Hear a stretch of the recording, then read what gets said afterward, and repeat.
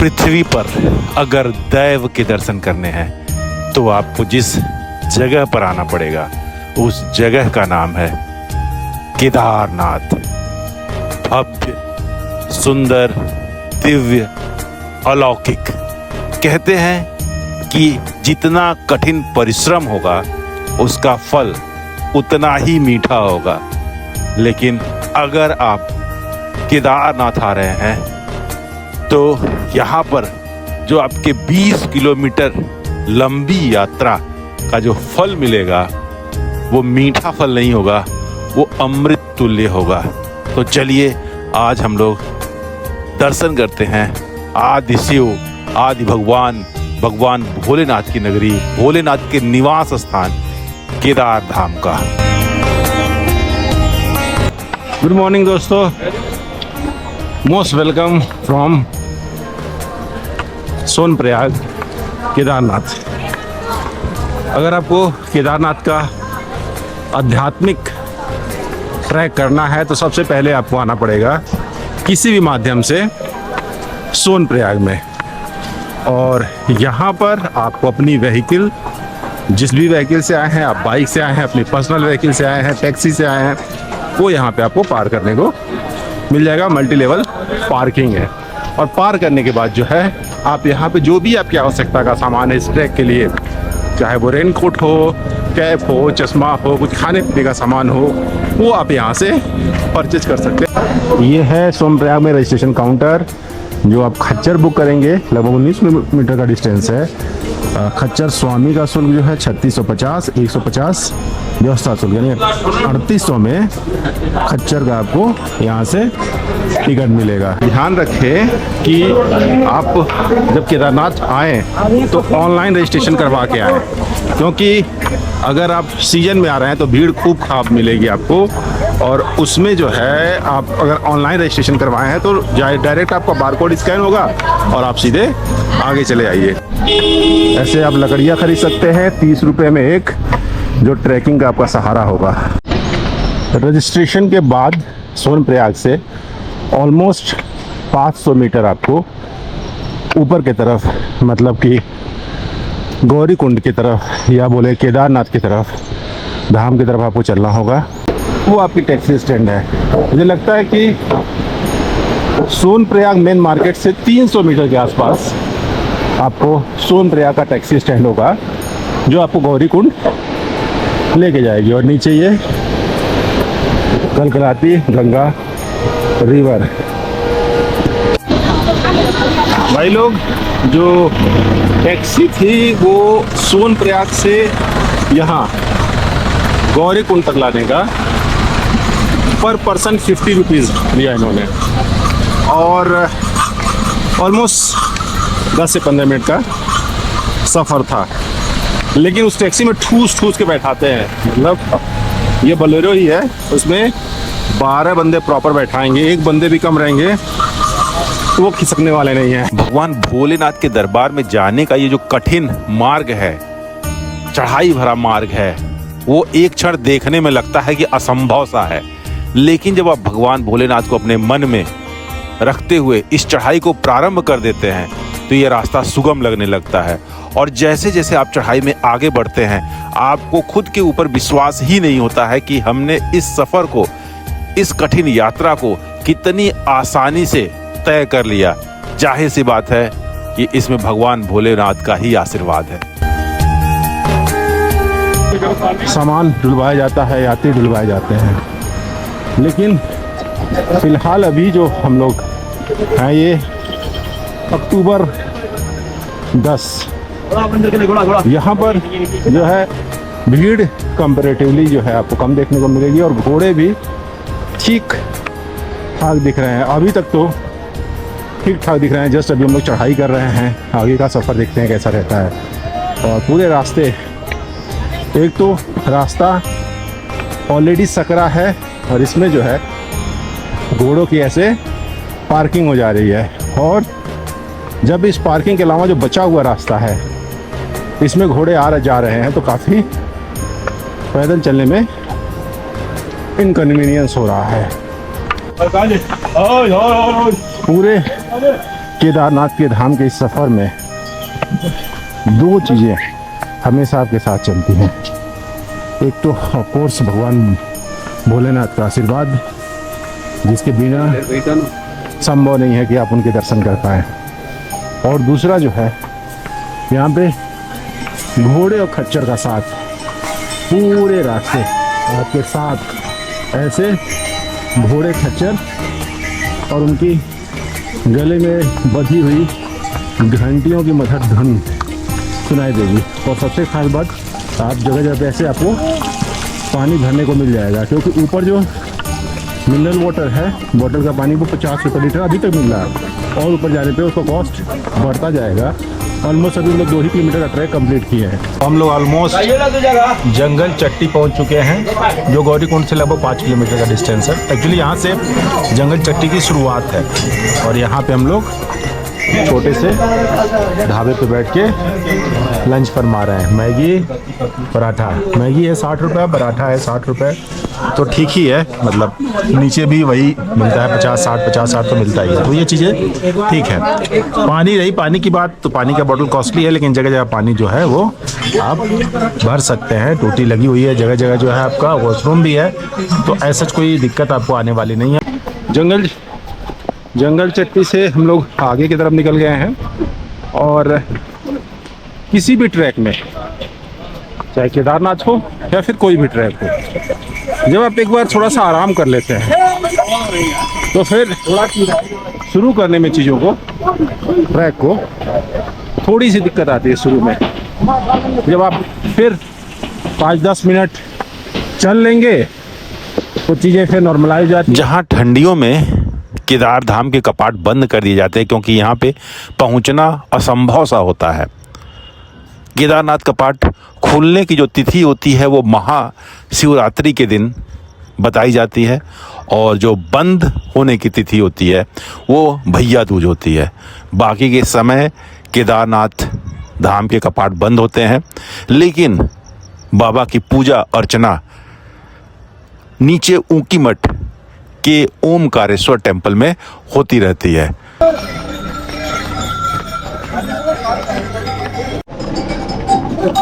भाई इतनी natural place पर जब आप चल रहे होते हैं तो ठंड हवाएं, पहाड़, हरियाली, बगल में कल करती हुई नदी, ये सब बहुत ही खूबसूरत लगती है।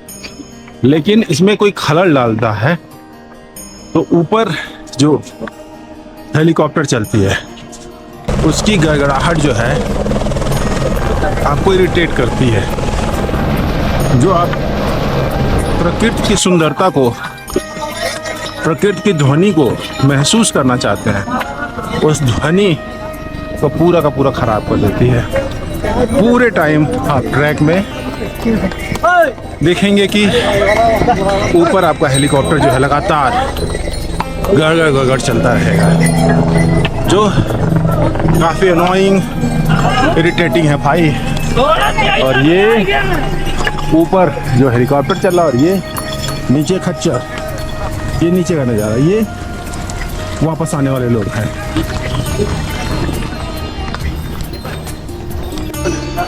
अभी हम लोग जहाँ पे हैं, यहाँ से रामबाड़ा 1 किलोमीटर, छोटा लीनचोली लगभग 2.5 किलोमीटर, लीनचोली जो ऊपर से मार्केट, यहाँ से ऊपर मार्केट दिखता है, वो लगभग 5 किलोमीटर, छानी camp 6 kilometre, Rudra point 8 kilometre, base camp 8.5 kilometre, और केदारनाथ धाम यहाँ से लगभग 10 किलोमीटर आपको तय करना पड़ेगा।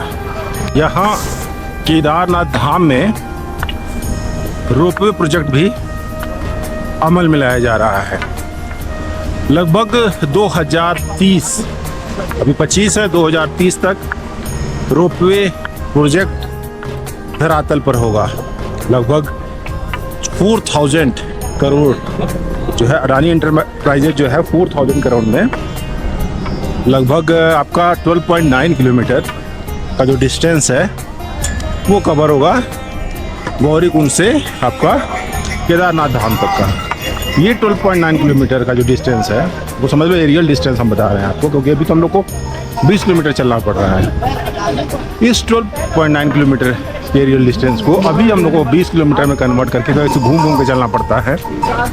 8 से 10 घंटे लग जाते हैं चलने में।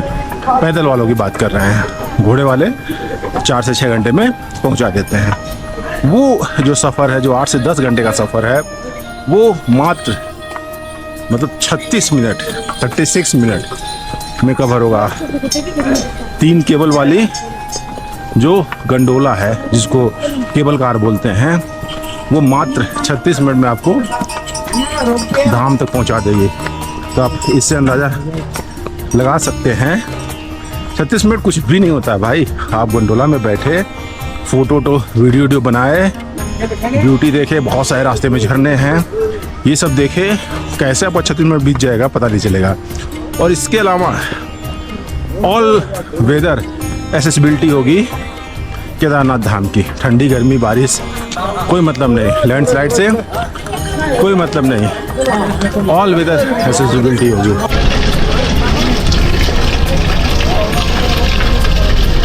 अभी हल्की हल्की बूंदाबांदी होने लगी है, तो जिससे बचने के लिए हम लोगों ने रेनकोट डाल लिया है।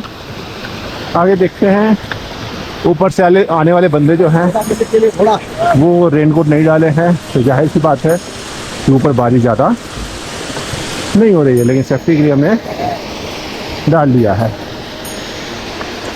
विंटर लेयर का भी काम करेगा, हीटर का भी काम करेगा, जो गिरने से अपने को बचाएगा ही। भाई एक चीज़ है, यहाँ पे केदारनाथ धाम में पैदल चलने वाले से ज़्यादा जो है घोड़े और खच्चर से आने जाने वाले यात्री हैं बहुत सारे। नॉर्मली बाकी यात्राओं में पैदल चलने वाले यात्री ज़्यादा होते हैं, लेकिन यहाँ इसके विपरीत है। अभी जिस जगह पे हम लोग हैं, यहाँ से ऑलमोस्ट 6 किलोमीटर है केदारनाथ बेस कैंप, लेकिन चढ़ाई पिछले 2-3 किलोमीटर से ओहो खड़ी ही मिल रही है, और आगे भी खड़ी चढ़ाई ही मिलने वाली है।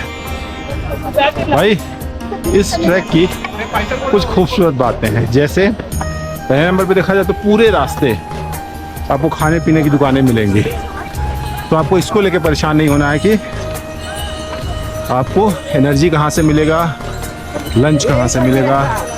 पूरे रास्ते आपको खाने पीने की दुकानें मिलेंगी।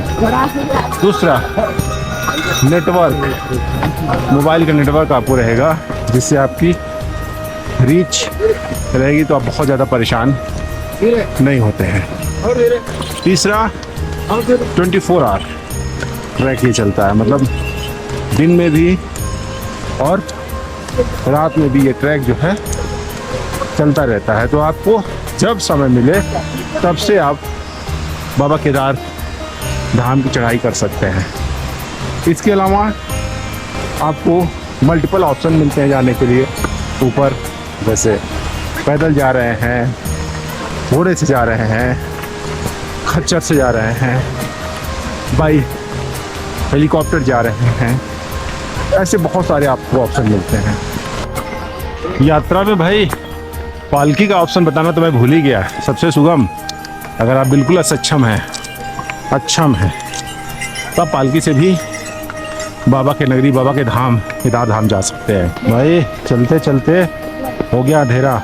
ये है कि पूरे स्ट्रीट पे काम भर की लाइट है, जिससे आप ट्रैक कर सकते हैं, क्योंकि पूरा का पूरा ट्रैक जो है पूरी रात खुला रहता है। रात के 9:20 हो रहे हैं और हम लोग जो है 9:19 एक्चुअली हो रहा है, और हम लोग पहुंच गए हैं केदारनाथ बेस कैंप पर।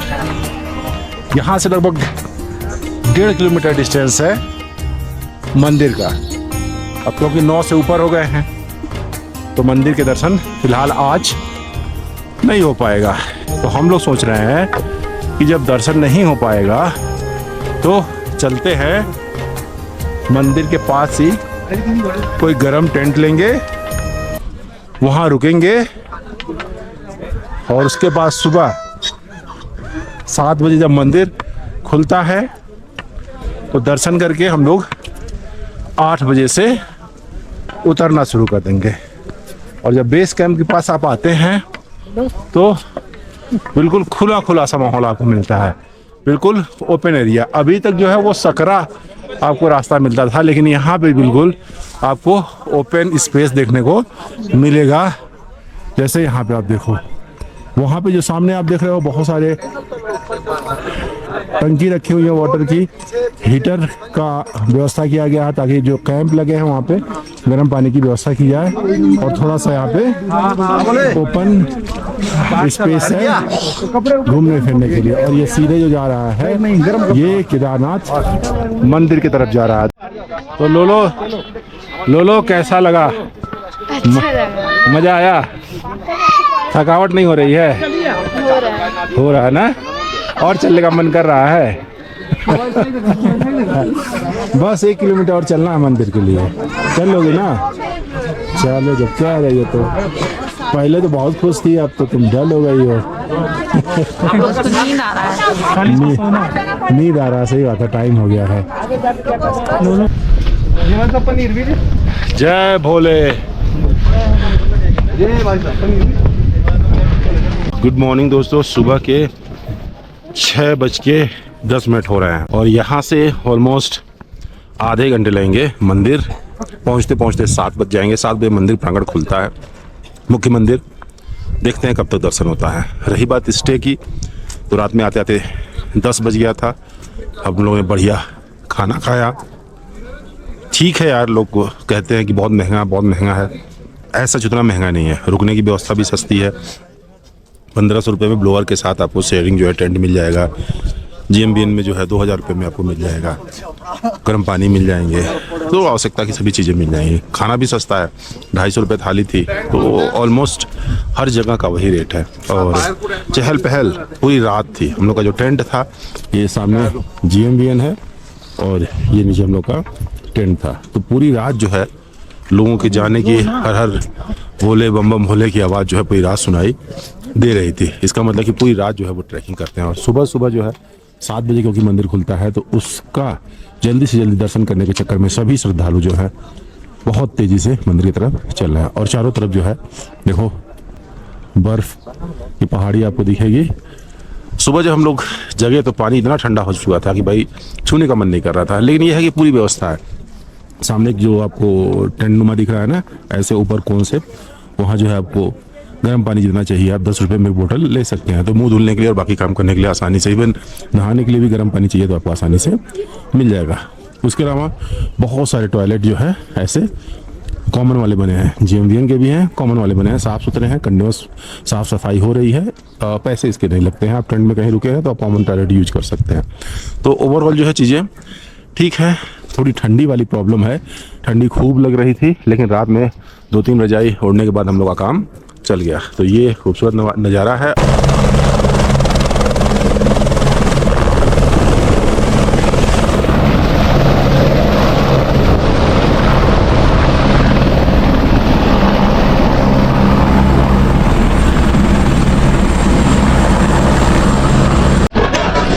जब नीचे आप गौरी कुंड से आ रहे थे तो आपने रजिस्ट्रेशन कराया होगा अपना आधार कार्ड दिखा के, ऑफलाइन या फिर ऑनलाइन। तो वो रजिस्ट्रेशन अगर आप यहाँ पे दिखाएंगे तो आपको एक टोकन मिलेगा। कोई चार्ज नहीं है, ना नीचे आपको चार्ज देना पड़ रहा था, ना यहाँ पे चार्ज देना पड़ रहा था। ऐसा जितनी भीड़ है नहीं अभी, लेकिन जब सीजन होता तो बहुत ज़बरदस्त भीड़ होती है भाई यहाँ पे। और फिर यहाँ से आपको एंट्री करने को मिलेगा। पीछे जो है हेलीपैड है, यहाँ से एंट्री करेंगे और वो जो स्टेयर दिख रहा है वो मंदिर जाने का स्टेयर है। तो चलो एंट्री करते हैं।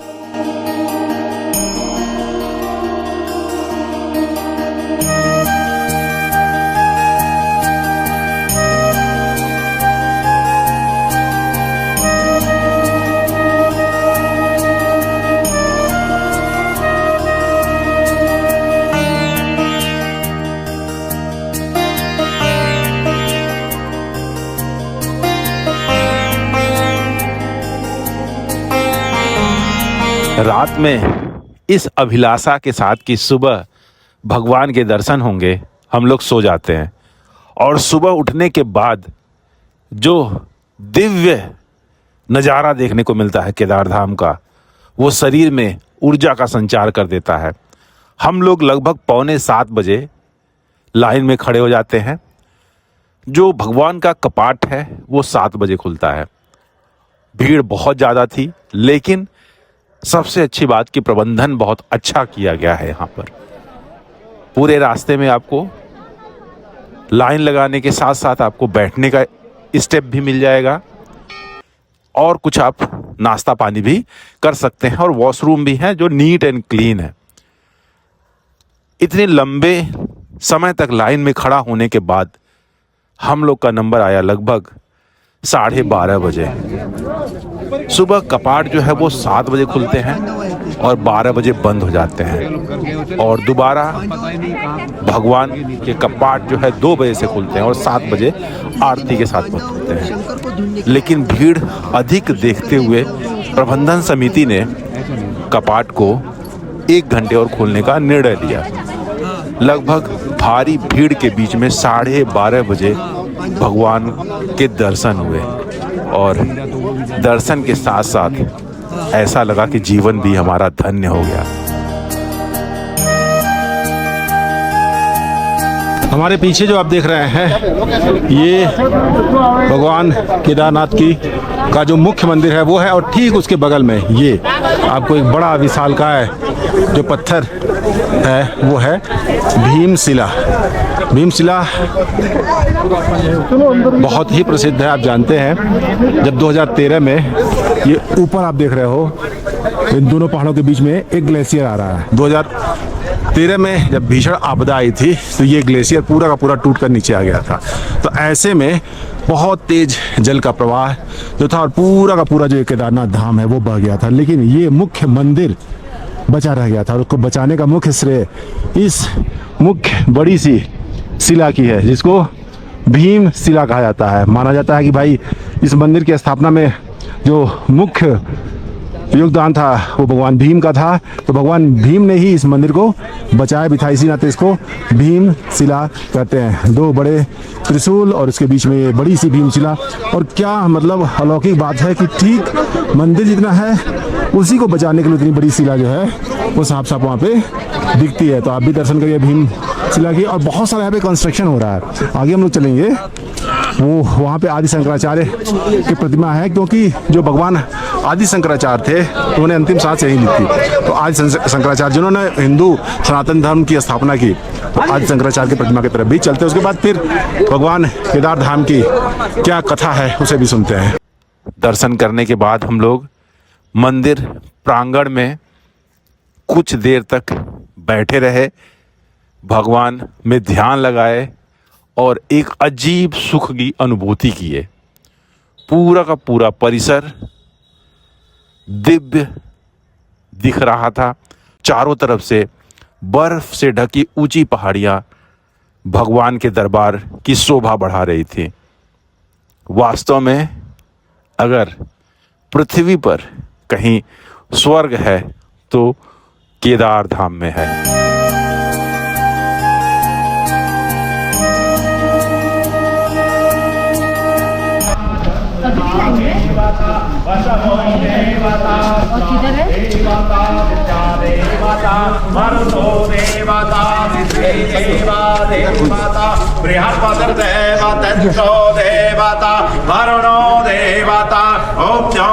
शांतिरंतरिक्षगं शांति पृथ्वी शांतिराह शांतिरौषधया शांतियुतं भावातीतं त्रिगुणरहितं सद्गुरुं तं नमामि। श्रुतिस्मृतिपुराणानाम् आलयं करुणालयं नमामि भगवत्पादं शंकरं लोकशंकरम् ईश्वरो गुरुरात्मेति मूर्तिभेदो विभावने व्यमन्त व्यक्तदेहाय दक्षिणामूर्तये नमः। ओम हरि ओम रुक्या ओम कट्टे यस्य विराजते गरलं गंगाजलं पुस्तके वामांके गिरिराज राजतनया जया भवानी स्थिता नंदे स्कंद गणनादिनाथ सहितो केदारनाथ प्रभो केदारांचल सत्यतो हि सततम कुर्यात् सदा मंगलम मंगलम भगवान शंभो मंगलम प्रथम। भाई केदार धाम की कथा की बात किया जाए तो जब पांडवों ने पूरे के पूरे अपने परिवार के लोगों का जो है युद्ध में विनाश कर दिया, तो उसके श्राप से बचने के लिए वो भगवान श्री कृष्ण के पास गए। अब भगवान श्री कृष्ण बोले भाई आपको इसके लिए भगवान शिव के पास जाना पड़ेगा, वही आपको मुक्ति दिला सकते हैं इस पाप से, कुल का जो आपने नाश किया है उस पाप से आपको मुक्ति दिला सकते हैं। लेकिन भगवान शिव बहुत ज़्यादा नाराज हैं आपसे, तो वो आपको दर्शन देना नहीं चाहते हैं। तो वो आप देख लीजिए कैसे करना है। तो फिर जो पांडव थे वो द्रौपदी के साथ जो है भगवान शंकर को ढूंढने निकल जाते हैं। पहले वाराणसी जाते हैं, जो उनका निवास स्थान था, वहाँ नहीं मिलते भगवान शिव, मतलब वहाँ से चले जाते हैं वो। फिर बहुत दिनों तक ढूंढते ढूंढते वो यहाँ केदार धाम में आते हैं, जो भगवान शिव का निवास स्थान था पहाड़ों पे। और यहाँ पर जब भगवान शिव देते हैं भाई पीछा कर रहे हैं ये सब, यहाँ भी आ गए, तो वो बैल का रूप धारण करके जो जानवरों का झुंड होता है उसमें छुप जाते हैं, ताकि वो पहचान में न आए और उन्हें दर्शन न देना पड़े। लेकिन जब भीम देखते हैं कि इन सभी जानवरों के झुंड में एक बैल जो है बिल्कुल अनोखा दिख रहा है, तो ऐसे में वो जो है उनको शक होता है। फिर वो अपनी आकृति को पूरा बड़ा करते हैं भीम, और अपने दोनों पैर को फैलाते हैं। ऐसे में क्या जितने भी जानवर थे उनको दोनों पैरों के बीच से चले जाते हैं। लेकिन भगवान शिव जाए तो जाए कैसे, वो वहीं खड़े रहते हैं। तो ऐसे में जो है पांडव जो है उनको पहचान लेते हैं, लेकिन फिर भी भगवान शंकर को दर्शन नहीं देना चाहते थे। तो भगवान शंकर धीरे धीरे क्या करते हैं कि वो जमीन में धंसने लगते हैं। तो भीम जो है उनको पकड़ लेते हैं, तो धंसते धंसते उनका पूरा शरीर चलाता है, कुबड़ वाला भाग जो है बैल का वो ऊपर आ जाता है, जिसे भीम जो है रोक लेते हैं। तो भगवान शंकर भाई फाइनली कहते हैं भाई तुम लोग एकदम परेशान कर दिए हमको, और दर्शन देते हैं। और फिर जो है पांडव लोग माफ़ी मांगते हैं। फिर वो आपको जो है पांडवों को स्वर्ग जाने का तरीका बताते हैं, विधान बताते हैं। और फिर उस बैल का जो कुबड़ है वो ये आपको जो ज्योतिर्लिंग है केदार धाम, ये स्थापित हुआ। भगवान फिर कृष्ण भी प्रकट होते हैं और वो बताते हैं कि भाई आपका जो है यहाँ पर अब आपको निवास करना पड़ेगा। तो भगवान शिव यहाँ पर निवास करने लगे। इनका जो मध्य भाग है वो मध्य महेश्वर में निवास करता है, जो बैल का है। ऐसे 5 केदार बने हैं। जो सर वाला भाग है वो आपका रुद्रनाथ में निवास करता है। जो उनके बाल हैं भगवान शिव को बोले, या जो बैल रूप में धारण किए थे वो आपका कल्पेश्वर में, उनकी भुजाएं जो है वो तुंगनाथ में। इस तरह से जो है 5 केदार बने, 5 केदार, केदारनाथ, ये आपका तुंगनाथ, रुद्रनाथ, मध्य महेश्वर और कल्पेश्वर। छठा केदार माना जाता है पशुपतिनाथ, जो नेपाल में है।